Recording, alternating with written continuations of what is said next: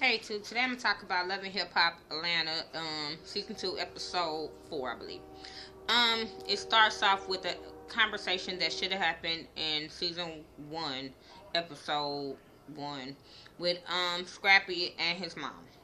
This conversation I think is long overdue, Scrappy. This is probably the first time I felt like Scrappy had a little head on his shoulders. But yeah, he confronts, not confronts, but he talks to his mom about how the last little dinner party didn't go so well and how they need to learn how to respect each other. He kind of tells his mom, like, you've been throwing jabs at Erica for a long ass time, and she finally snapped. And Mama D is just so immature. She is so immature. She wants things to go her way. Then she started bringing up something about what she wants and what he wants. And he was like, wait, hold up, hold up. That's the thing. It's what you want and what I want is totally different. So, yeah, like, I just don't like her. I don't like her. I feel like she's the mama that every girl would hate. She's the mama that I would have been ran the fuck about this family because she act like she want to sleep with Scrappy to me. Like, you sure? Like, y'all ain't did some, I don't know.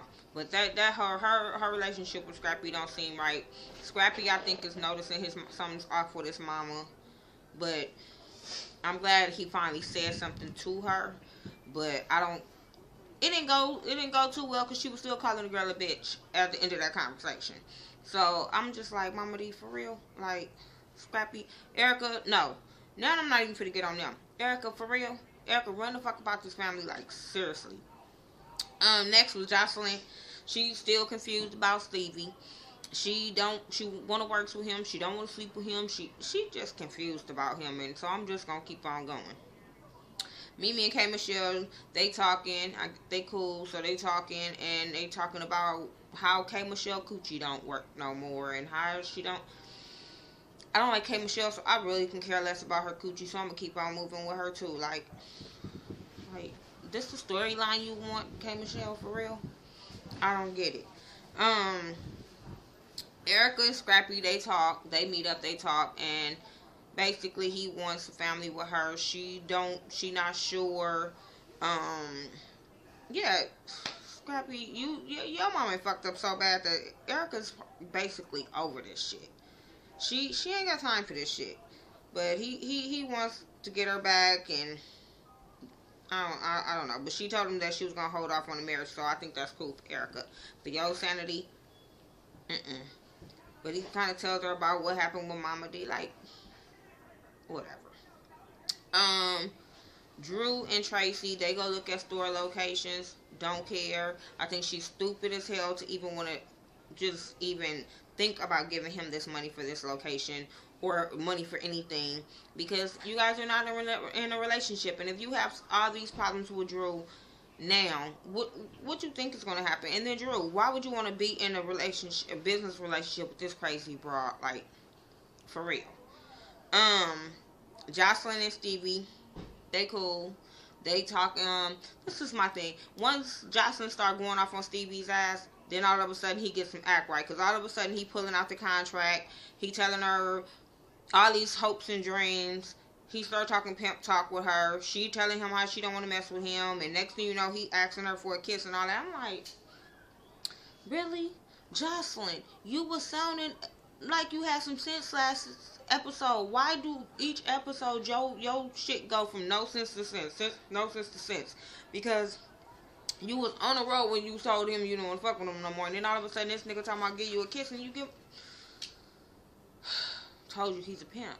He know how to get in her head. Kirk and Scrappy, they meet up. They go to the strip club. Cause Scrappy wants to talk to Kirk about marriage and all this kind of stuff. They were talking about marriage, didn't care, because regardless of all the advice you gonna get from Kirk, you still gonna do you, Scrappy. You not gonna take heed to what Kirk is saying to you. Kirk relationship, I don't think it's too 100% to be giving advice, so I didn't care. Jocelyn and Stevie, they talking about Benzino and how he said he had sex with her and about a tape, and So he feel like he got to check Benzino. I'm gonna get to that, but he feel like he got to check Benzino. Kurt and K Michelle. He wants to go confront her about her throwing wax, candle, whatever, Rashida. My thing is, a lot of people think like Kirk is a bitch for going to Rashida, but I don't think so. I don't think so. I feel like that's what a man do. He go and check the situation. Now, should he have went as hard on her? No. But to me, K Michelle was so popping off at the mouth that he held back on a lot of shit he could have said to her. She was calling him and Rashida's relationship a lesbian relationship. You keep throwing jabs on national TV. Like, for real? Like, come on. Like, you need to get checked. Regardless if it's a bitch or a nigga checking K Michelle right about now, somebody needs to check her ass. Because her mouth is lethal as shit. And she needs to get checked in that shit before something go really wrong. And like he said, if you put your hands on, you throw something there, hurt my wife again, it's gonna be problems. And he told her, yes, it's a threat. But you can't, to me, you can't do that to everybody. You don't know how people, just because Kurt is real soft spoken and he don't be popping off like Scrappy them, that people think he's soft and he a punk or whatever. But I've heard stories about Kurt. And I heard about that life. I'm just saying, and then I feel like you in Atlanta, you in they neck of the woods, K Michelle. So don't think you so untouchable that you can keep popping off and ain't nobody gonna say nothing. And she was like, I got goons too. He didn't even threaten her at that point when she was talking about she had goons. She saying this little slick shit with her mouth. She lucky she not fucking with a hard ass nigga that would have popped her in her mouth. I'm just saying, because I know some niggas that would have took a lot of that shit she was throwing and would have popped her in her mouth.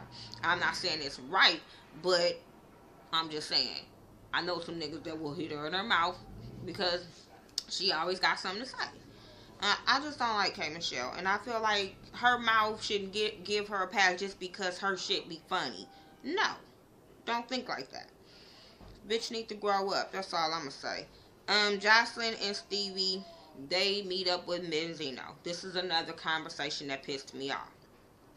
They wants to go confront Benzino about what he said. Benzino's like, for real? Like, you gonna confront me over this bullshit and who it's coming from? Like, for real?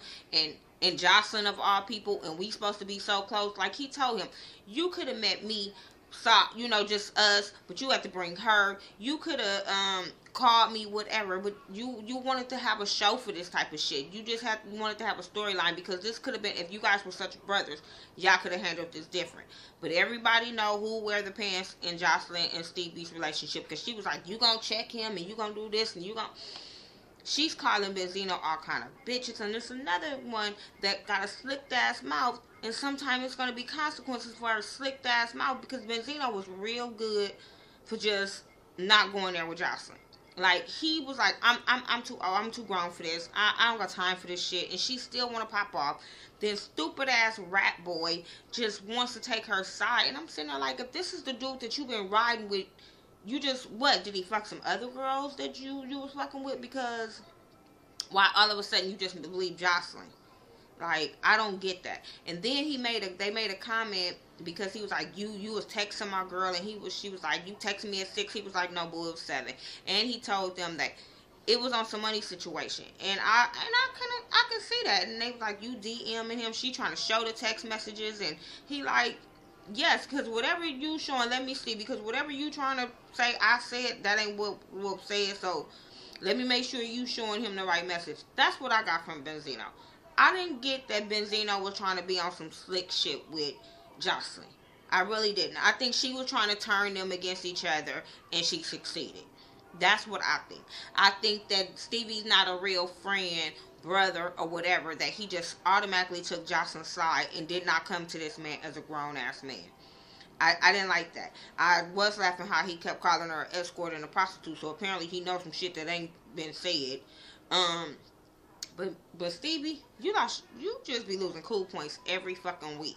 And for you to just dog your homeboy, your bro, your ace boon coon for Jocelyn, that was a badass move. I just feel like that was such a badass move.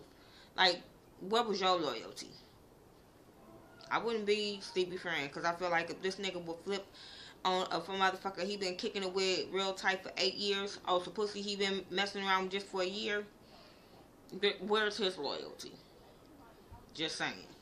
I didn't like that. I didn't like that. When it comes to friends, no.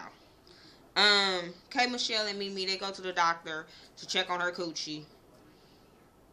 Doctor don't know what's wrong with her because ain't nothing wrong with this stupid bitch, but she feel like she's not getting moist. She's not feeling no kind of desire and all that kind of stuff, and she blame it on her ex. And I'm sitting there like, girl, blame it on your nasty coochie that you been fucking everybody. Just blame it on that.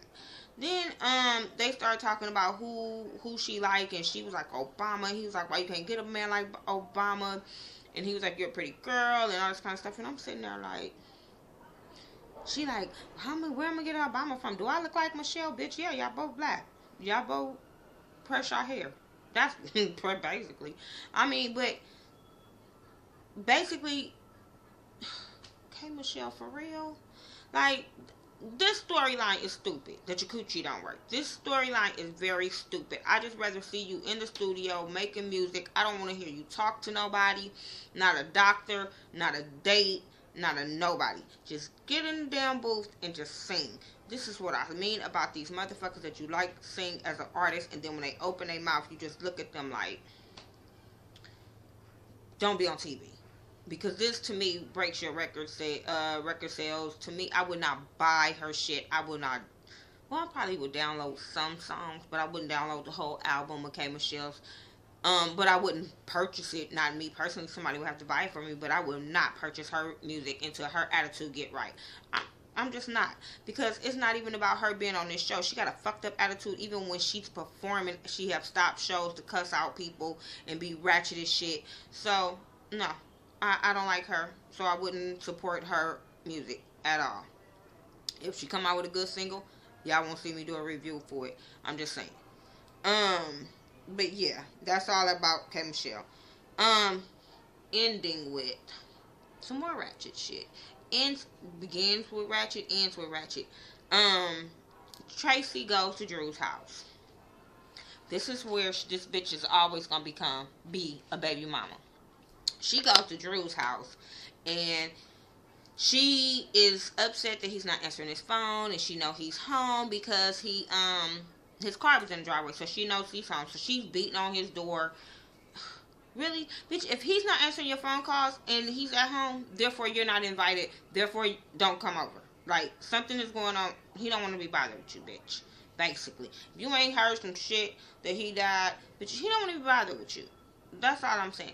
Then, when she gets to the door and he opens the door, and you can tell the way he opened the door like he had company. Like, bitch, come on now. She going off like, you don't want my money, you don't, all this bullshit. And then he like, well, if I showed up at your house, would you let me in? And, would you trip? And she didn't answer that question. She studied like, trying to see who, bitch, really? And then she was like, she barges in, like, where's she at? Walk past the girl, still talking shit. And I'm like, if this girl was just as ratchet as she was, she could have mollywopped this girl. Because she walked past her, so she could have got her from behind and just drug her ass. Because she just being blatantly disrespectful, calling this girl names, calling her microwaves and pop-offs and this and that. And I'm just like, this is why you're going to always be a baby mama. This is why, even if he liked you, or, he couldn't have a relationship with you because you would pop off at any given time. She would pop up to me at any given time. And I was just like, push her out the door. She tears up the check. He tell her to go back and get it. Then she all in the car crying about this not what she chose. This is not. Yes, you did. That's what you chose because you knew. You did not wake up and say, oh, this is the dude. This is a bad dude. This is a good dude. He had them tendencies when you were dating him before you even fucked him. That he was a dog ass nigga. That he liked the girl, all kind of different ass girls. So don't come at nobody like, oh, this is not the life I chose. Yes, you did. You chose to sleep with him. That's the life you chose. I get so tired of these bitches that get with these guys and then start, oh, he dogs me. Bitch, that's what you chose. When you first start, you gave this dude your number or vice versa or whatever. then you chose this. So come on, she probably saw him being Chris Brown, damn DJ, just like everybody else, and she just got caught up being pregnant. I don't know, but that's what she seemed like. And then she just felt like he can't talk to nobody, he can't date nobody. She was mad about her son calling her another name or whatever, and I understand that part, but she just, I don't like Tracy. I just feel like she's gonna always be a baby mama. That relationship is not gonna work because he likes women. So that's not gonna work. But you trying to dictate who can be in his house and who he can be around and who your son can be around, bitch, get over that. You guys are not together. And I bet you she's still gonna give him that $25,000 to get that store. I'm just saying, she just looked that type of bitch. She's still gonna give it to him regardless of what he do to her. Anyway, this was my review for Love and Hip Hop Atlanta Season 2, Episode 4. Make sure you rate, comment, subscribe, share my videos on Facebook, Twitter, Google+, all that. Make sure you follow me on Facebook, Twitter, Instagram, Keep. Everything I do, I go by The Ghetto View, THA, not THE, except my Instagram is Miss Nika, MIZZNEKA69. Yeah, talk to me and I'll talk back. Alright, peace.